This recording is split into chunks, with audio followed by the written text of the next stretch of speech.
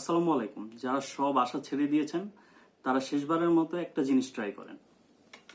এই যে দেখেন, এখানে রয়েছে হচ্ছে লবঙ্গ, এটা হচ্ছে আপনার জিনসেনের মূল, এখানে লেবু, এখানে কয়টা কস্তুরী ফলের বীজ রয়েছে।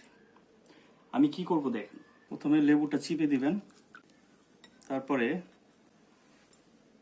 জিনসিনের শিকড়টা দিবেন, তারপরে এই যে লবঙ্গগুলো কুচি কুচি করে বা পাউডার করে নিতে পারলে সবচেয়ে ভালো হয়। তারপরে দিয়ে দিবেন কয়টা কস্তুরীর বীজ, কস্তুরী ফলের। পরিশেষে দিবেন 1 চামচ মধু। এভাবে ঝাঁকিয়ে আপনারা 3-4 ঘন্টা রেখে দিবেন, রেখে তারপরে এই পানিটা খাবেন। জীবনের শেষ একটা চিকিৎসা, এটা গ্রহণ করতে পারেন। এই যে আমি খাচ্ছি।